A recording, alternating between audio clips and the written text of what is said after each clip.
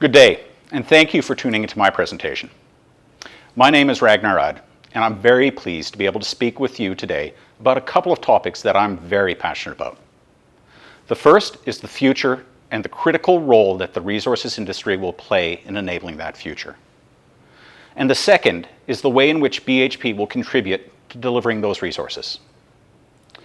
Before I share some thoughts on those topics, I want to take a minute to provide a bit of background on myself, where I'm coming from, and what brought me here today in my current role as the President of Minerals Americas for BHP, which involves leading our Chilean copper operations, our potash development option in Canada, as well as our non-operated joint venture assets in Peru, Brazil, Colombia, and the USA.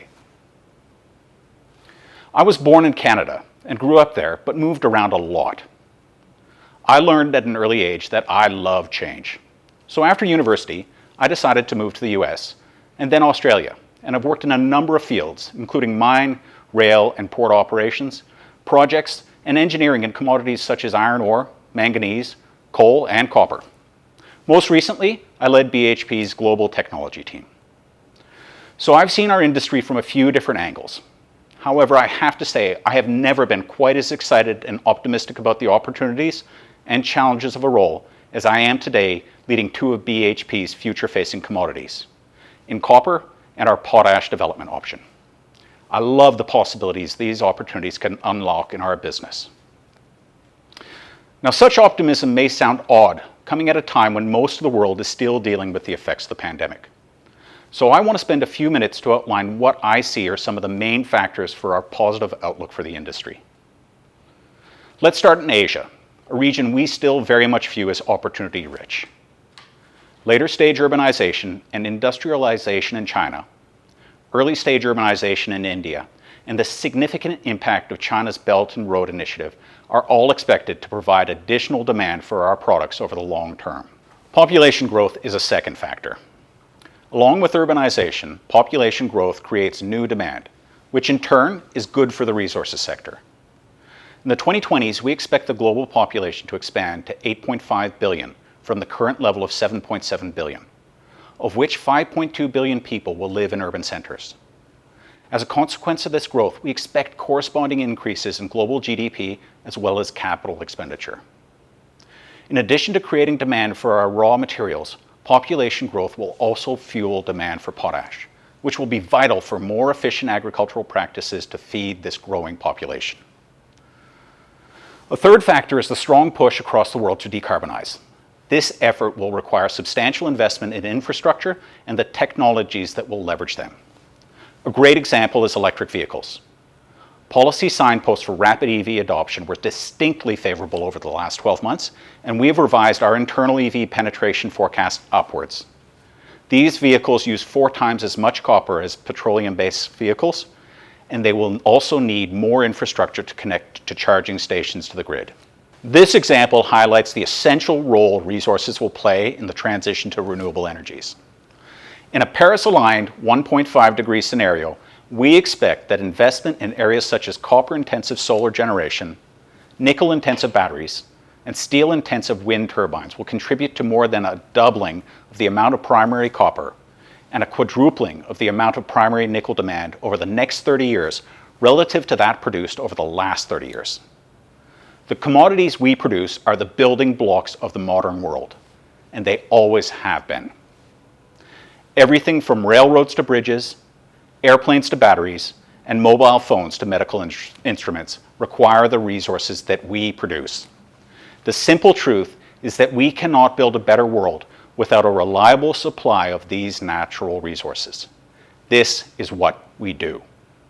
This is BHP's guiding motivation and why we have publicly and proudly committed to our purpose to bring people and resources together to build a better world. We are producing the materials that build global infrastructure and supporting efforts to solve climate change, all the while providing skilled jobs for our people and support for our communities. To me, the case is clear. Our industry has a huge opportunity in front of us to feed this demand for resources. But it's not as simple as that. We also have to address the fact that society quite rightly demands more from us. More in terms of societal contribution, safety and sustainability, and of course, operational excellence. What we produce matters, but it's how we do it that is more important than ever before. So for the rest of my time today, I want to talk about the how at BHP. Over the last 15 years, we've invested approximately $11 billion in projects right here in Chile, focused on becoming the best operator, and not just the best operator in terms of productivity, but also the best in terms of technology and operational excellence, sustainability, and social value.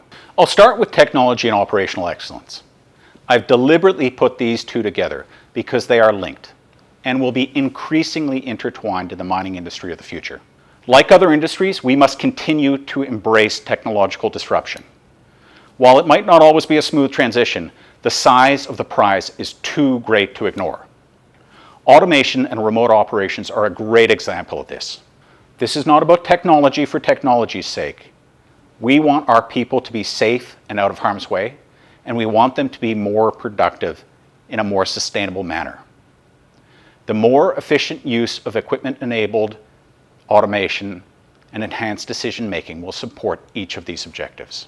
Now, a key challenge with this change is the view that technology is a put, that it's inflicted on us. Instead, we need to be of the view that it is an enabler, something that makes our lives better. And to do so, we need to help our dedicated employees become technology leaders and problem solvers. This is a skill set that is as exportable as the copper in Chile and can be used to build other industries as well. Looking forward, I see Chile playing a huge role in this.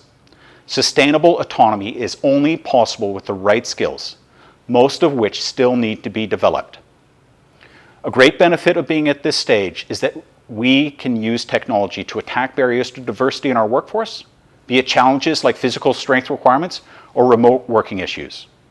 Technology allows us to provide broad-based capability development and leverage diverse thinking. It will help us bring more people inside the industry. What a great stage to be on, to have both the resources in country and the opportunity to work together to build the capability to deliver them to the world. It's an opportunity we simply must embrace. I'd now like to turn my attention to sustainability. The resources life cycle of exploration and production through to rehabilitation and closure requires us to operate our assets over many decades. Sustainability, therefore, sits at the heart of everything we do. At BHP, we've made great strides in this area. It is absolutely core to our strategy, and we reflect this with real action on the ground. There is no better example of this than our copper operations in Chile. Water use, for example, is a major issue in the desert regions of northern Chile. Escondida, the world's largest copper mine, has been planning a transition away from groundwater resources to desalinated seawater since the mid-2000s. Back then, no one was talking about the use of desalinated water. In December 2019, we successfully stopped withdrawing water from underground aquifers for operational use and transitioned to desalinated water. This was a huge milestone for us and involved a financial commitment of over $4 billion. And we did it 10 years before our initial commitment. As a result, we now operate the biggest copper asset in the world with 100% desalinated water. Now, water is not the only natural resource we consume in the production of copper. Copper production is incredibly energy intensive. If it is to be a progressive metal, then we must ensure we minimize emissions in the production of it. So in 2019, BHP entered into 4 new power agreements based on renewable energy sources for our Escondida and Spence copper operations in Chile. These contracts aim to displace over 3 million tons of CO2 equivalent per year, compared with the fossil fuel-based contracts they are replacing. Escondida and Spence are now on track to have 100% renewable energy supply by the mid-2020s at a lower cost than the supply it replaces. These are great examples of the way in which we are addressing sustainability issues. Our mines of the future simply must be more sustainable. The final area I'd like to talk to you about is social value. Social value is our positive contribution to society, to our people, our partners, our shareholders, the economy, the environment, and our local communities. It is about building deep and authentic relationships with local, regional, and global stakeholders, and making them better off because of our presence.